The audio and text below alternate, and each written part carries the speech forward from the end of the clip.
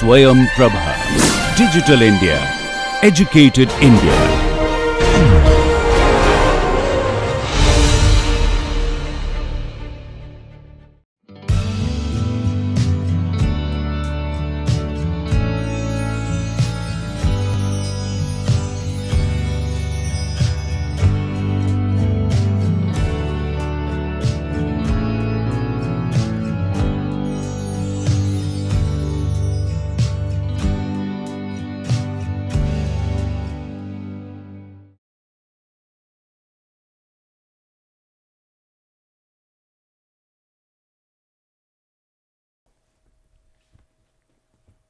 Hello student, welcome to the course on optimization methods for civil engineering. So, today we will continue our discussion from the part we have discussed in the last class. So, in the last class I introduced you what is optimization, then also we discussed few example problems. Basically we discussed how we can formulate an optimization model, and also we have discussed what is optimization. Let us consider a single variable optimization function. So, we are not considering any constraint here, or in that case we are calling it unconstrained optimization problem. Now, so we have only the objective function. So, we have the objective function f x.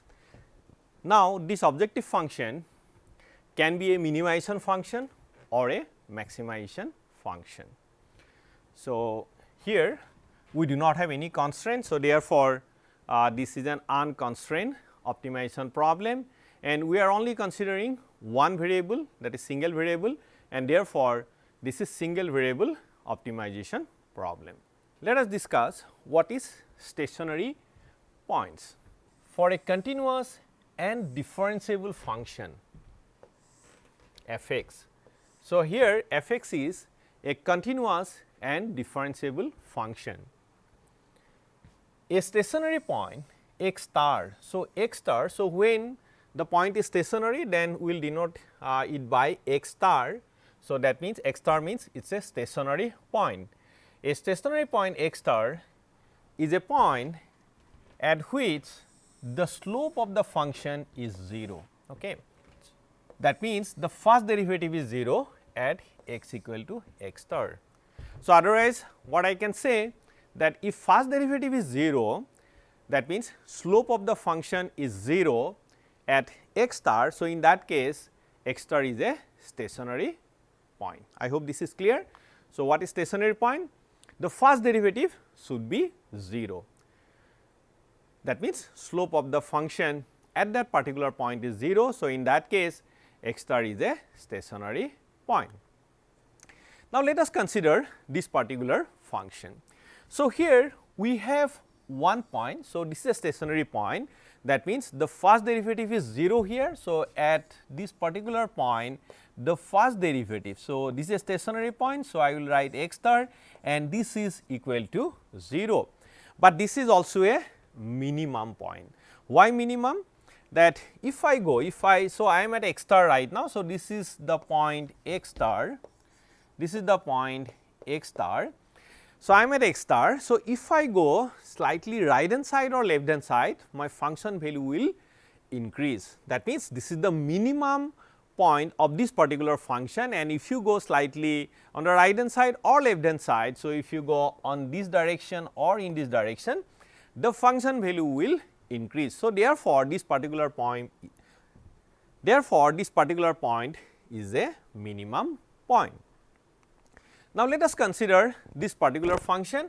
So, here we have a stationary point. So, why it is a stationary point? Because the first derivative at this particular point is also 0, but this is a maximum point. Why maximum? Because if you go slightly right hand side or left hand side, in this case the function value will decrease. So, therefore, that is the maximum of this particular function, and if you go slightly on the right hand side or left hand side, the function value will decrease. So, therefore, that is a maximum point, but this is a stationary point. Why stationary? Because the first derivative is 0, or you can say the slope of the function is 0 at that particular point. Now, let us consider this particular function here. Now, this is a point here. So, again this is your x star, and at this point the first derivative is 0, first derivative is 0.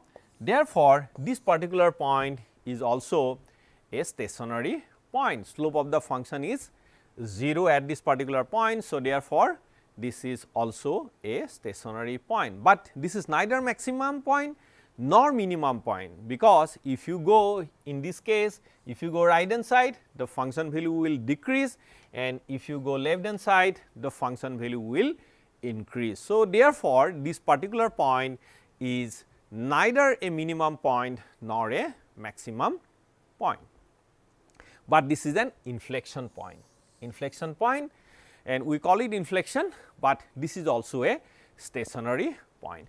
Now, from these example problems, so we can conclude that a stationary point may be a maximum point, may be a minimum point, or may be an inflection point. So, your function may be like this also. So, in that case also this particular point may be an inflection point where derivative is 0. So, therefore, the stationary point does not mean that that particular point will be a maximum point or the particular point will be a minimum point, but it will say that this particular point is a candidate for either minimum point or maximum point or an inflection point. I hope this is clear to you. So, what is stationary points? Now, in this particular curve, so I have shown you a function. So, if you look at this particular function, a1 is a point and this is a maximum point, then a2 is also a point, this is also a maximum point, and a3 is also a maximum point. Okay. Or you can say these are all stationary points. Why stationary? Because the first derivative is 0 at a1, a2 and a3. So, first derivative is 0, the slope of the function at this point is 0. Similarly, if you look at the first derivative is also 0 at b1 and b2. So, therefore, a1, a2, a3, then b1, b2, all these points are stationary points because the first derivative is 0.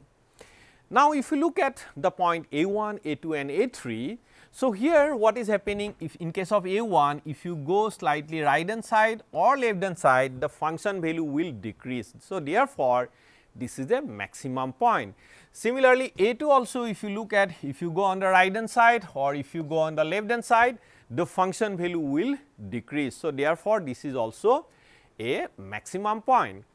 Now, if you go to a3, here also if you go on the right hand side or left hand side, the function value will decrease. So, therefore, a1, a2, a3, these 3 points are maximum point. Now, one of them that means either a1, a2 and a3. So, one of them is basically the best solution within the search space. So, in that case what I will say, the best solution will be the global maximum solution. So, in this case a2 is the best solution out of a1, a2 and a3. So, therefore, a2 is your global maximum. I hope this is clear. So, let us see the definition of what is global minimum or what is global maximum. So, a function is said to have a global or absolute minimum at x equal to x star.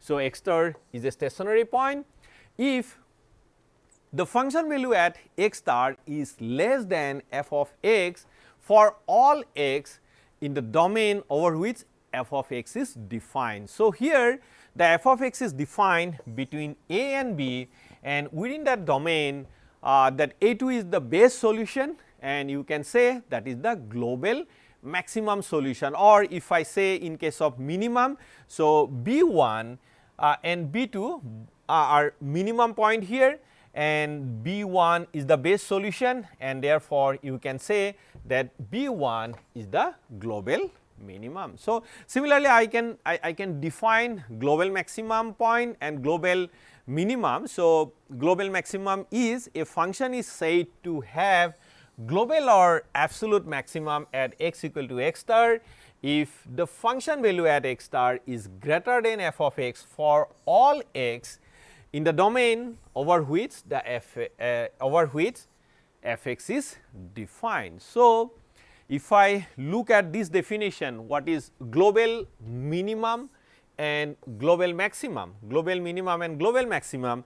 So, if I look at this definition and this particular function, so A2 is the base solution, that means the base maximum solution. So, I can say that A2 is global maximum. Similarly, B1 is the base solution in terms of minimum point. So, therefore, I can say B1 is your global minimum.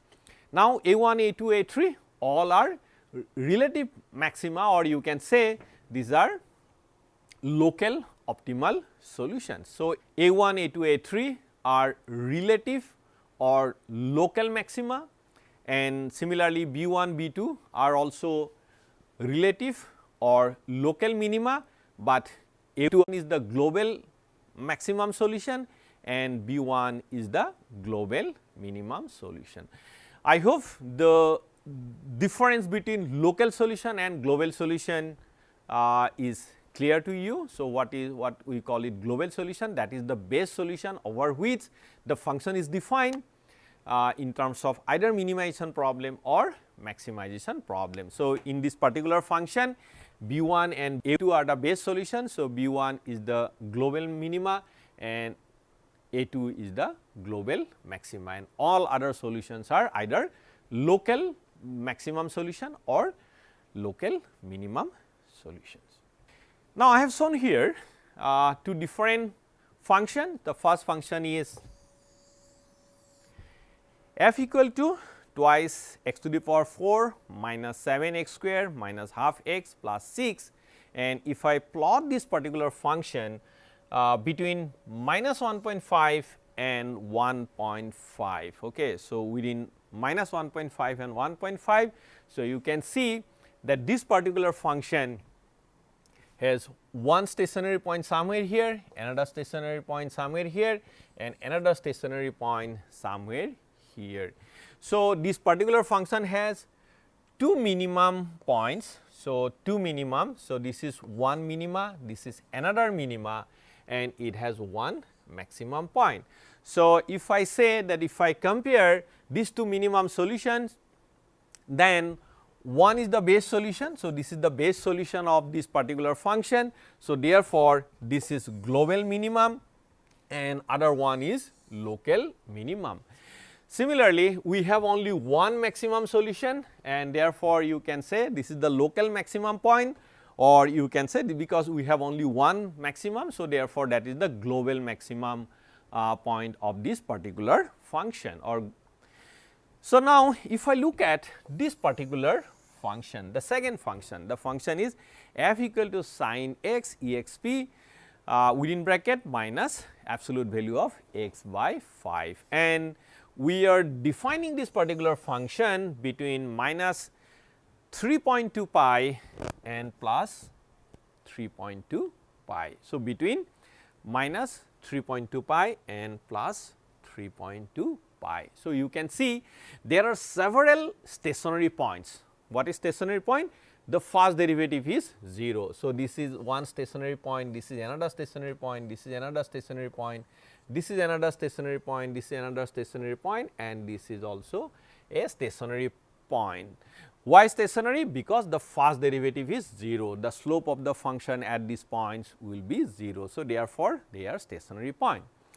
Let us see whether there are minimum point or maximum point. You can see this particular function within this range, that is range is minus 3.2 pi and plus 3.2 pi. So, we have two minimum solution. So, one is here. So, this is the first minimum solution and this is second minimum solution, and one of them is the base solution. So, I can say that this is your global minimum and other one is local minimum solution. So, we have another one. So, another minimum. So, somewhere here. So, we have total 3 minimum solutions in this particular function, and out of these 3, one is the base solution and that is the global minimum solution of this particular function.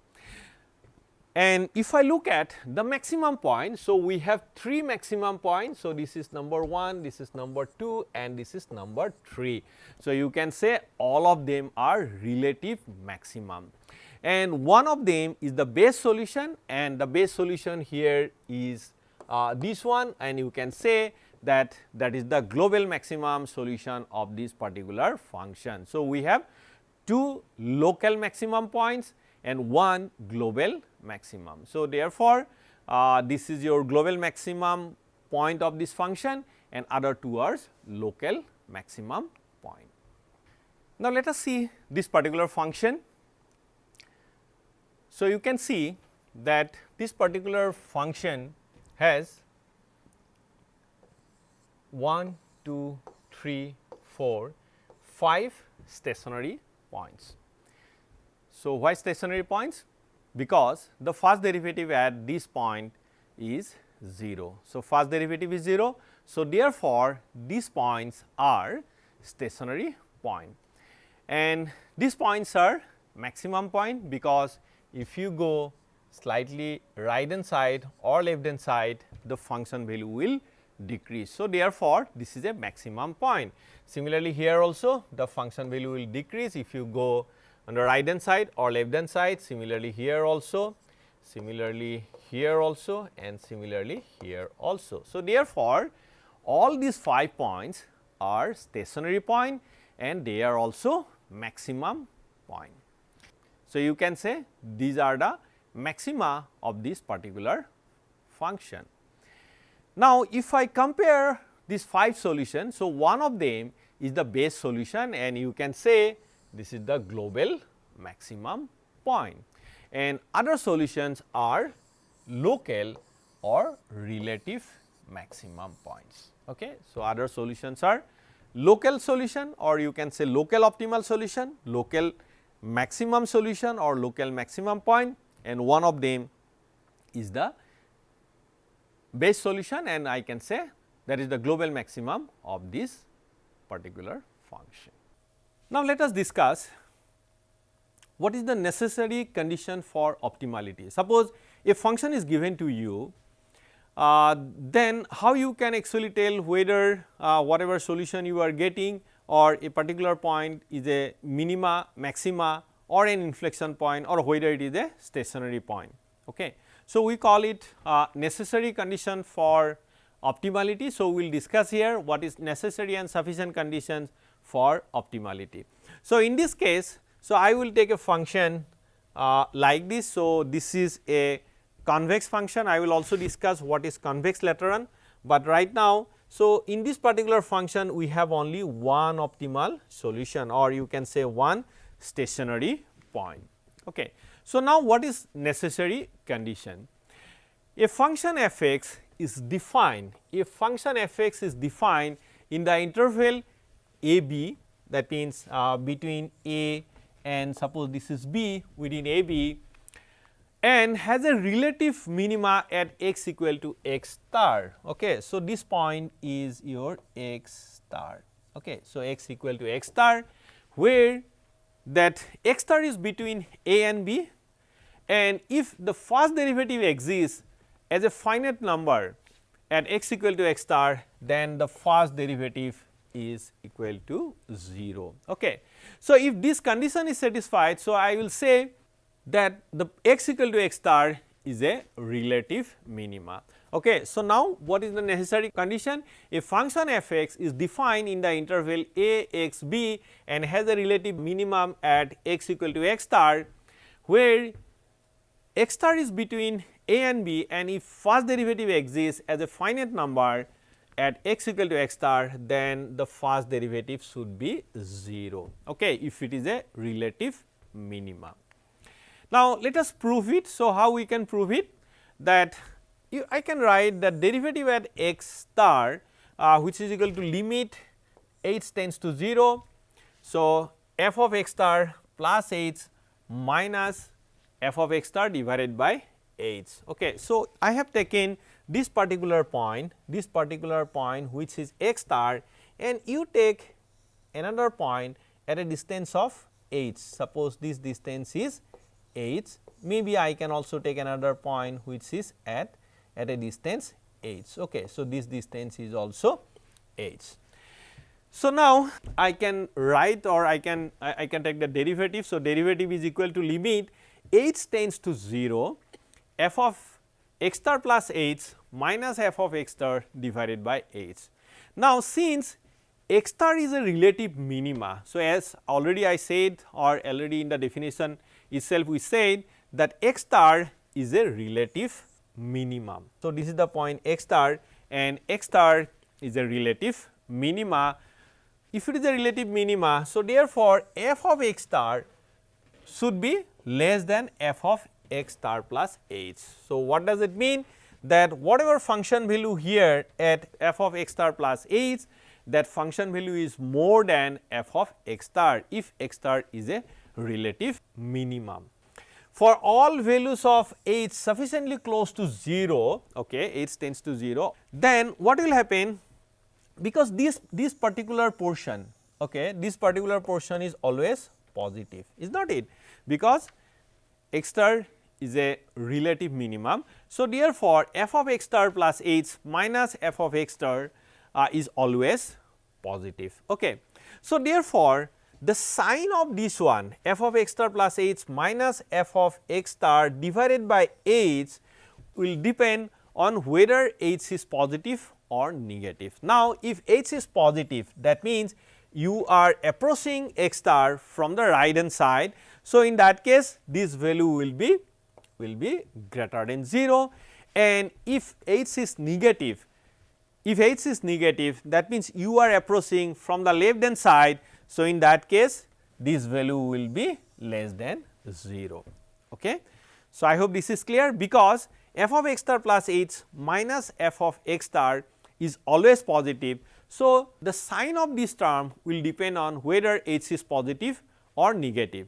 H positive means you are approaching x star from the right hand side, and h will be negative if you are approaching x star from the left hand side. Okay. So, therefore, depending upon whether you are approaching x star from right hand side or left hand side, this value will be either positive or negative. Positive means greater than 0, or negative means less than 0.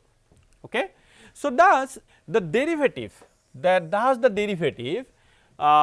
be greater than 0 if h tends to 0 through positive value. That means, if you are approaching x star from right hand side, so in that case derivative will be positive, and if you are approaching from the left hand side, that means for h tends to 0 through negative value, so in that case derivative will be negative.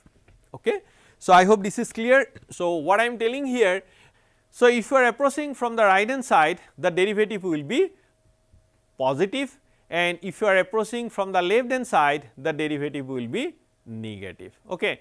So, therefore, derivative will be positive based on how you are approaching to x star. Thus, only way to satisfy both the condition, that means at that particular x star these two conditions to be satisfied. So, therefore, the only way to satisfy these conditions is to have the derivative is equal to 0. Okay. So, therefore, this is the necessary condition for optimality, that means first derivative should be equal to 0. So, let us see the note here. So, this theorem can be proved for if x star is relative maxima. So, we have proved it for x star is relative minimum, but I can also prove it for x star equal to relative maximum. So, same way I can prove it. The derivative must exist at x star, that means the function must be differentiable at x star, otherwise you cannot apply this necessary condition. The theorem does not say what happen if a minimum or maximum occurs at the end point of the interval of the function. Okay. So, if the minima and maxima occurs at the end point, that means at a or b. So, this theorem we cannot actually, this theorem is not telling anything. And apart from that, so as I said that it can also be a inflection point. So, neither maxima nor minima. So, therefore, this is not the sufficient condition for optimality. So, it is a necessary condition that once the first derivative is 0, the particular point may be a maximum point, may be a minimum point, or it may be an inflection point also. So, but it is a necessary condition for optimality. Now, let us see what is the sufficient condition for optimality. So, if you apply the necessary condition, then the point, whatever point you are getting where derivative is 0, that means slope is 0. So, that point may be a maximum point, may be a minimum point, or it may be an inflection point also. So, therefore, I cannot tell whether that is a maximum or minimum or inflection point, but I know that this is either maximum or minimum or an inflection point. So, therefore, I need a sufficient condition for optimality. Now, let us see what is sufficient condition for optimality. Okay. So, sufficient condition, let us see the definition. Suppose at point x star, okay, this is an stationary point already, x star is a stationary point where first derivative is 0. Suppose at point x star the first derivative is 0, okay, because this is a stationary point, and first non-zero higher derivative is defined by n, and then if n is odd, x star is an inflection point. If n is even, x star is a local optimum, and then if the derivative is positive, then x star is a local minimum, and if the derivative is negative, then x star is a local maximum. So, here I am defining. So, it is a stationary point. So, x star is a stationary point. So, therefore, first derivative is 0. Suppose the second derivative is also 0, third derivative is also 0, fourth derivative is also 0, and n derivative is not 0. So, this is the n derivative of this particular function which is not 0. Now, what I will look? I will look at this value of n. So, now if n is odd, okay, so n is odd, that means that is 3, 5, 7, something like that. So, it is odd. So, then x star is an inflection point, that means whatever your x star is already a stationary point, but this stationary point will be an inflection point if n is odd. I hope this is clear. So, if n is odd, so n is n value if it is 3, then 5, then 7, something like that. So, in that case that x star is an inflection point. Now, if n is even, so n is even means the n equal to 2, then 4, then 6, something like that. Okay. So, in that case that is a local optimum. So, what is local optimum? The local optimum means either it may be a maximum point or it may be a minimum point. So, now then we will look at the derivative value. If the derivative is positive, that means this is a non-zero derivative and this derivative is positive. Okay. So, positive. So, positive means then x star will be a local minimum. Clear? So, now if the derivative is negative, okay, derivative is negative. So, in that case x star is a local maxima. So, let us remember that one. So, now what I will do, first I will look at the value of n. If n is odd, then x star is a inflection point. Now, if n is even, okay, so n is even, that means 2, 4, 6, something like that, then what I will do? I will look at the function value. Okay. So, if function value is positive, then x star is a minimum point. If function value is negative, then x star is a maximum point. So, by going through this, I can actually tell whether x star is a inflection point, it is a maximum point, or it is a minimum point. Now, let us see the proof, okay, how we can prove that one. So, proof is that suppose f of x star plus h. So, if I apply the Taylor series, okay.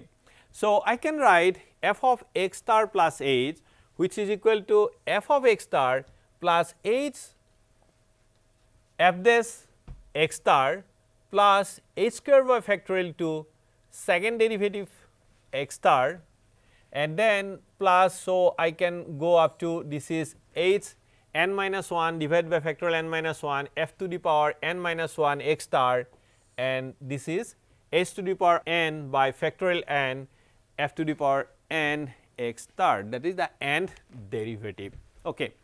Now, since as per the definition the first derivative is 0 because that is stationary point, suppose second derivative is 0, third derivative is 0 up to n minus 1 derivative is 0.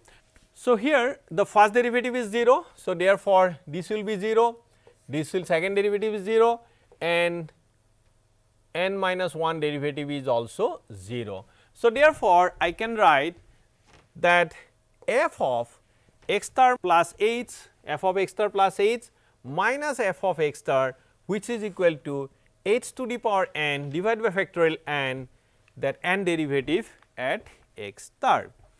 Now, if n is even, okay, so if n is even, that means again I said that 2, 4, okay, 6 something like that, if it is even then what will happen, this value will be always positive because and if it is an even number, n is even number, then entire value will be positive.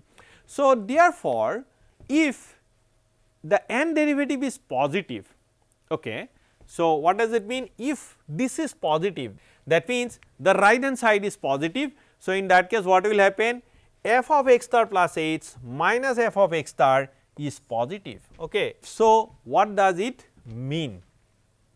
That if this is the minimum point and this is your x star, okay, and you are taking either h on this side or this side, that means f of x star plus h minus f of x star is positive. So, when it will be positive? If x star is a minimum. Okay. If x star is a minimum, so in that case this value will be positive. So, therefore, I can say if this value is positive, then x star is a minimum, hence it is a minimum. Okay. Now, if the derivative, the n derivative is negative, okay, so in that case f of x star plus h minus f of x is negative. So, when it will be negative? In case of maxima. So, I can say that this is the case. So, this is your x star, this is your x star, and if you take any value either left hand side or right hand side. So, in that case what will happen, that f of x star plus h minus f of x star is negative in case of maximum. Okay. So, therefore, if it is negative, then I can say that x star is a local maximum. Okay. So, what we are discussing here, if n is even, so in that case I will look at the derivative value. If derivative value is positive, then f of x star plus h minus f of x star is positive, then I can say that this is a minimum point, and if derivative value is negative, then f of x star plus h minus f of x star is negative, then I can say that is a maximum point. Now, if n is odd, okay, so in that case what will happen, this value will basically change the sign whether you are approaching from left hand side or you are approaching from the right hand side. So, this value will change the sign with the change in the sign of h. That means, if h is positive, that means you are approaching either from left hand side or from right hand side. So, what will happen, h will be either positive or negative. So, based on whether h is positive or negative, the sign of this value will change. So, therefore, in this case what will happen, if you are approaching from one direction, this will be positive, and if you are approaching from the other direction, then it will be negative. So, in that case that is a condition for inflection point. So, therefore, we can say if n is odd, so then the particular point is an inflection point. Okay. So, if n is odd, so in that case, because if you are approaching from one side, then it will be positive, if you are approaching from the other side, that will be negative. So, therefore, this is a condition for inflection point. So, in case of inflection point, as you have seen, the function value is increasing in one side and decreasing on the other side, or it may be other way also, that means increasing one side and decreasing on the other side. So, therefore, that is a condition for inflection point. So, I can say that if n is odd, so in that case x star is an inflection point. So, what we have discussed, let me summarize. So, what I will do, I will take the first higher order non-zero derivative value. Okay. So, suppose the order is n. Now, you look at n, if n is odd, then what you will do? If n is odd, then x star is an inflection point. Directly you said that is an inflection point, that is neither maxima nor minima. If x star is even, okay, so in that case you look at the function value. Okay. So, what is the derivative value? So, if x star is even, so you will look at the derivative value. Now, if the derivative value is positive, then x star is a minimum, and if the derivative value is negative, then x star will be maximum. Okay. So, that way I can tell a particular point, a stationary point, whether that is a maximum point, whether that is a minimum point, or whether that is an inflection point. Okay. So, I can tell looking at or going through these sufficient conditions. Now, let us see this example problem.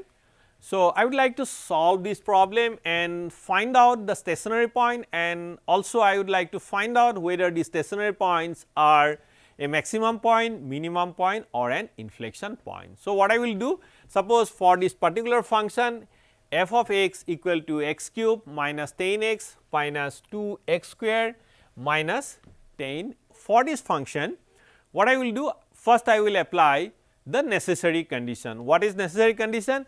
The first derivative is 0. So, let me take the first derivative. So, first derivative is 3 x square minus 10 minus 4 x equal to 0, and if I solve this particular equation, so I will get that x star is 2.61 and minus 1.28. So, that means I am getting 2 points, one point is somewhere here and that is minus 1.28, and I am also getting another point that is 2.61. Okay. So, looking at this particular curve, so I can say that this point is a maximum and this point is minimum, but let me apply the sufficient condition here. Okay. So, these 2 points are the stationary points. Why stationary? Because the first derivative is 0 at these 2 points. Okay. So, derivative is 0 here and derivative is 0 here. So, therefore, I can say that these 2 points are stationary points. Now, let me check whether these points are a maximum point or a minimum, okay, or an inflection point. So, to do that, what I have to do? I have to apply sufficient condition. So, what is sufficient condition? I will take the second derivative first. So, now second derivative I am getting 6 x minus 4. Okay. So, if I calculate the value of second derivative at 2.61, so I am getting 11.66. So, now in this case the n value is 2, that means even number, n is even number, this is second derivative, n is even number. So, n is even number, in that case what will happen? That will be either maximum or minimum point.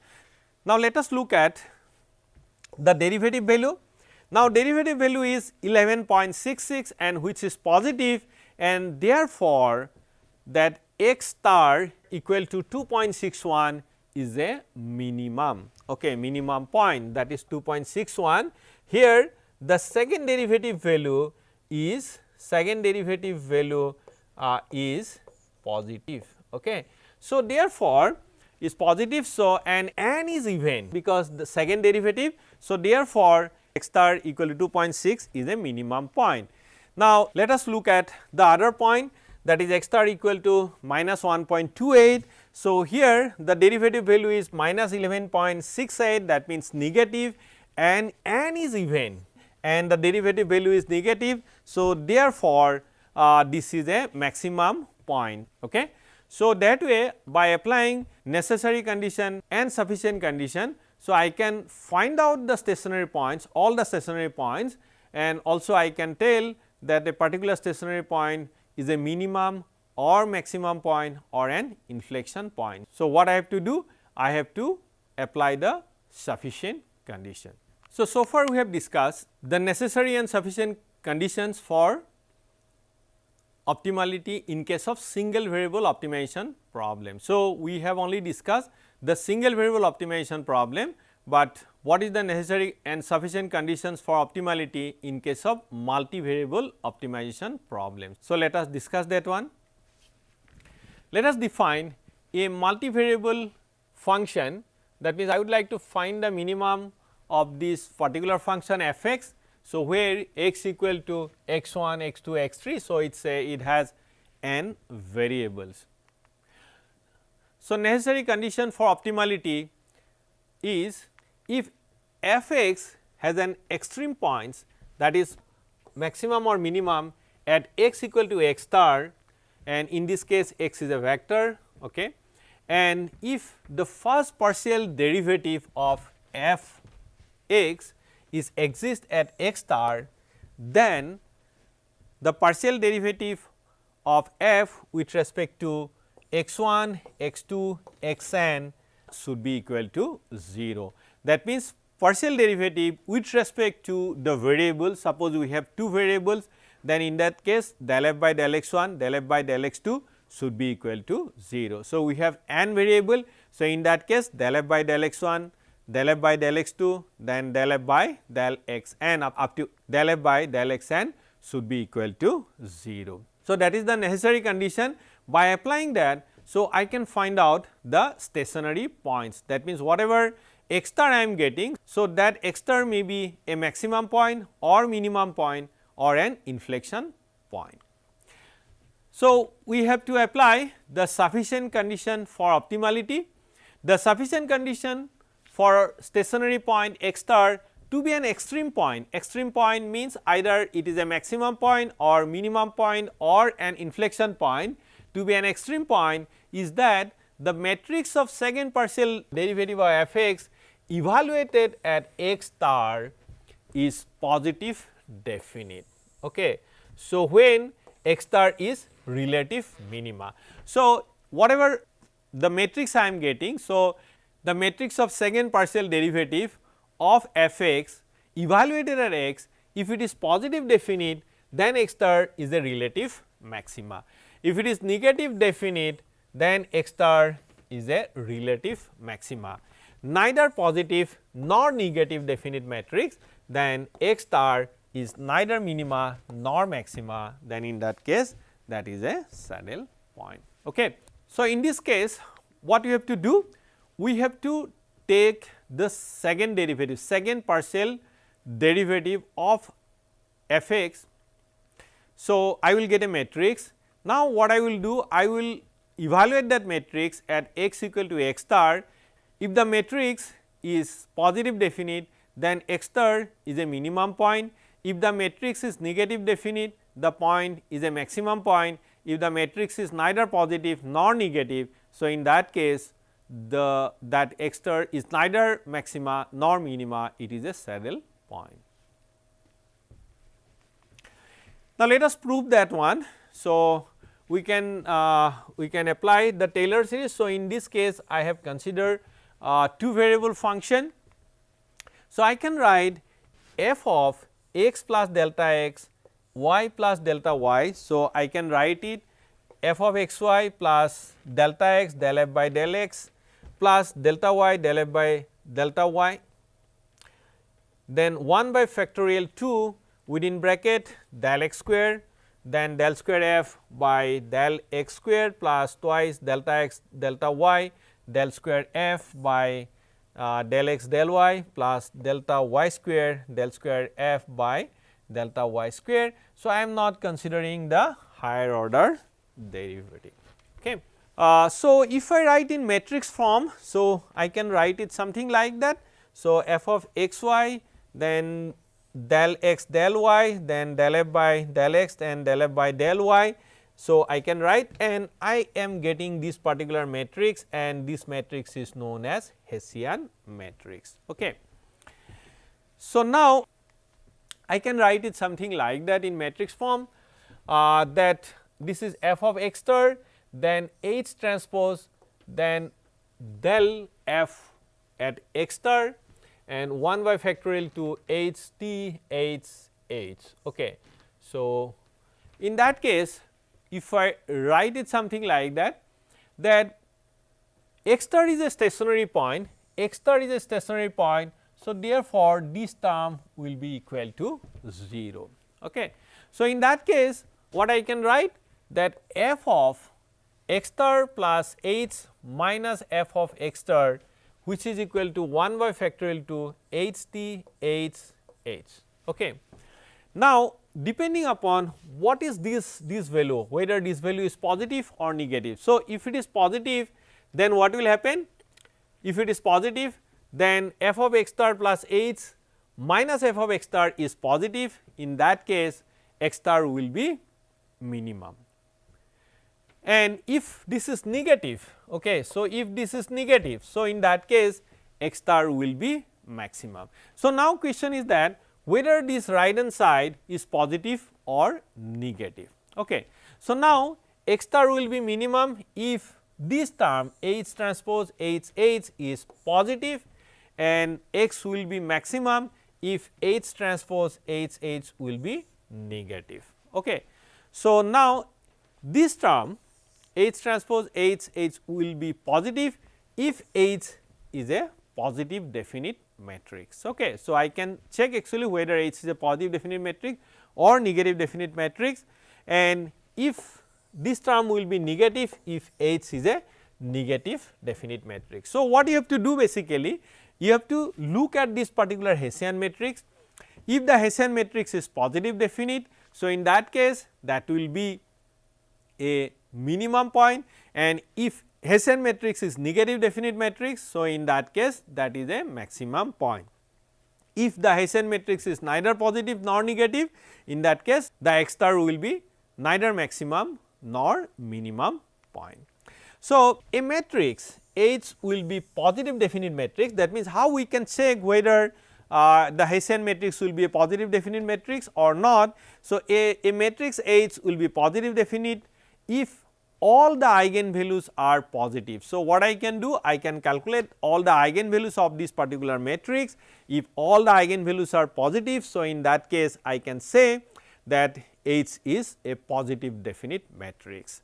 Okay. That is, all lambda values are positive which satisfies the following equation. Okay. So, all the lambda values will be positive which satisfy the following equation. So, what I can do? I can calculate the eigenvalues. If eigenvalues are positive, so in that case I can say this particular Hessian matrix is a positive definite matrix. Or otherwise, there is another test, we can evaluate the determinant. Okay. So, what I can do? Suppose this is my Hessian matrix. So, A1 is the first value, that means this one, A2 is the second order, then the third order, something like that. So, if I calculate A1, A2, A3 up to An, now a matrix A will be positive definite if and only if all the values, that is A1, A2, A3 up to An are positive. So, if A1, A2, A3 and An are positive, so in that case I can say that A is a positive definite matrix. The matrix will be negative definite if and only if the sign of A j is minus 1 to the power j for j equal to 1 to 3 up to n. Okay. So, if the value of A1, A2 or A3, okay, so the sign of the A1, A2, A3 follows this rule, that is minus 1 to the power j, j means suppose j is equal to 1 to 3, that means A1 should be negative, A2 should be positive, A3 is negative, A4 is positive, something like that. So, in that case I can say that is a negative definite matrix. So, I can apply any one of these two. So, either I can check the eigenvalues, if eigenvalues are positive, So, in that case I can say it is a positive definite matrix, or I can also calculate A1, A2, A3 up to AN and look at the sign of A1, A2, A3, AN. So, if it is positive I can say it is positive definite matrix, if it is follow minus 1 to the power j. So, in that case I can say it is a negative definite matrix.